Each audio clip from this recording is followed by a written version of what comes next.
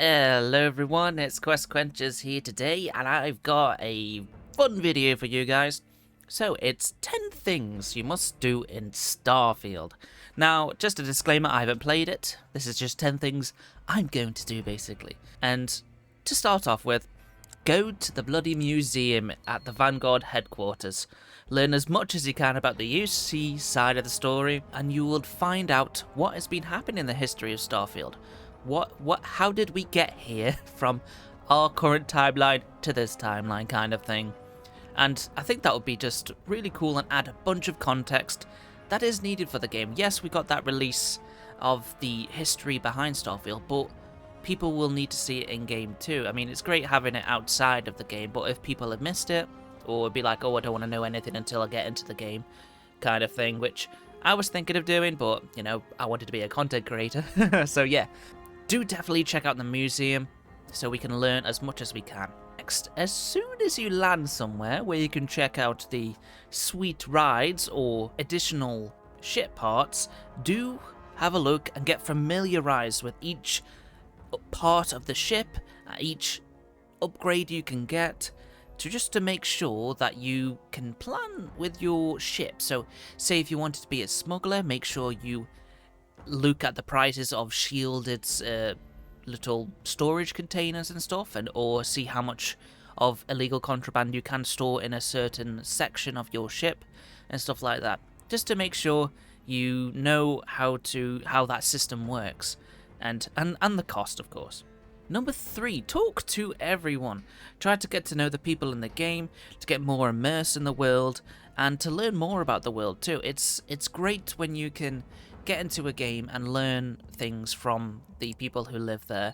As a brand new player, it's always great. Like, there was something in Riverwood, and you would learn that, oh, White runs down the thing, and then, oh, there's a Bleak Falls Barrett, oh, there's a mine you could go to, and stuff like that. That's just how, from listening to conversations and talking to people, it's really cool that you can do that, and I really like how they explain things in that way, so just pay attention to people, basically.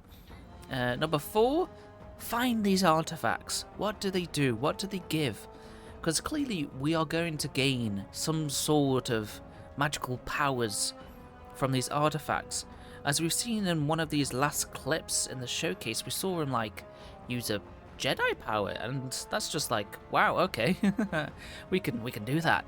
That's pretty cool. We can be Jedis.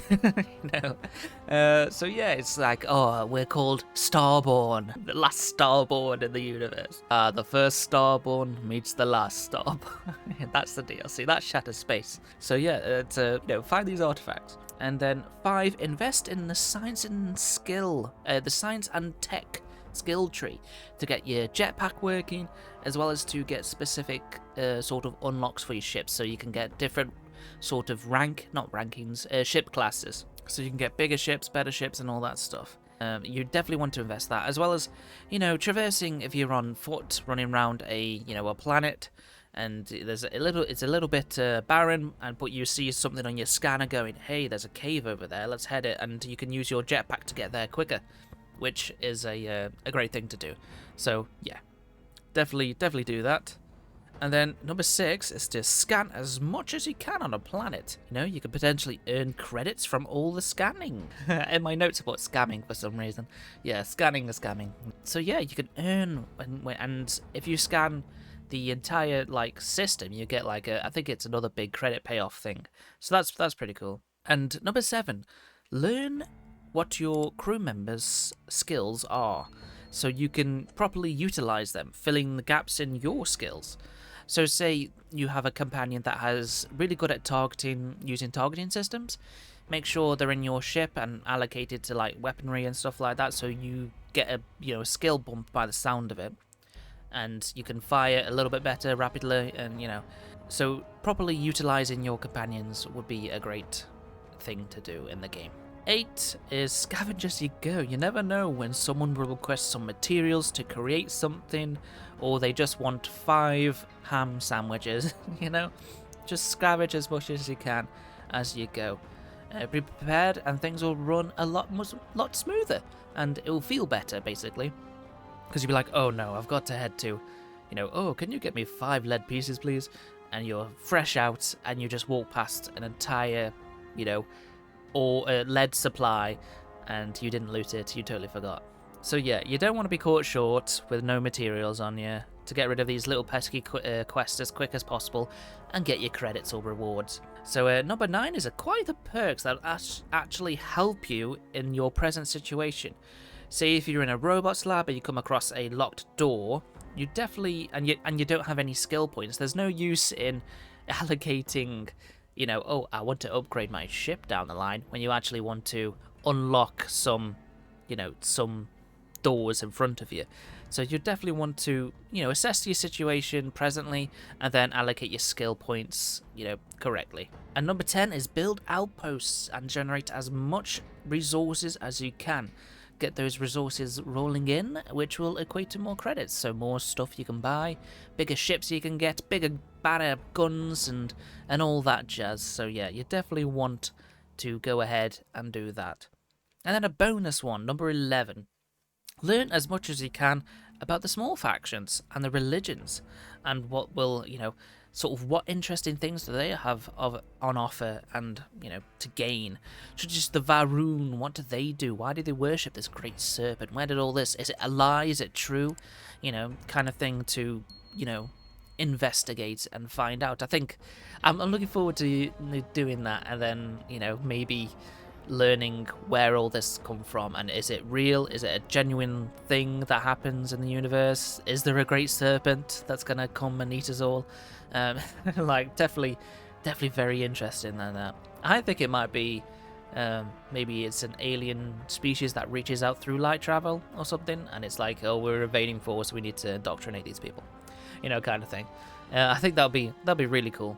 And yeah, that is all the things I think you should do in Starfield. Now, I just want to have a quick word with you about what's going to go on the channel.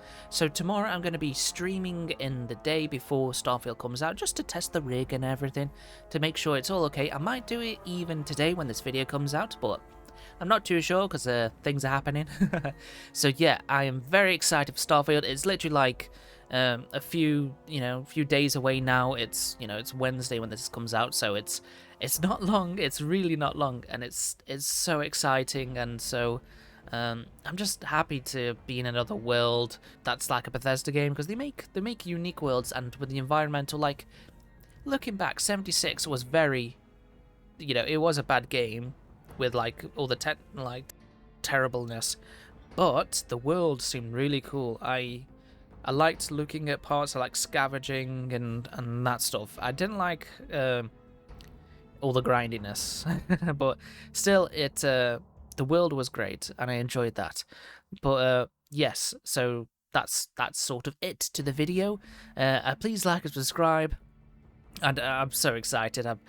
You know, I can't wait to get into the Starfield and, you know, give, you know, 150 hours of content for you guys to watch, and hopefully it'll convince you to get it, maybe, just so you can have as much fun as I am. Right, I will see you in the next video. Please take care. Goodbye.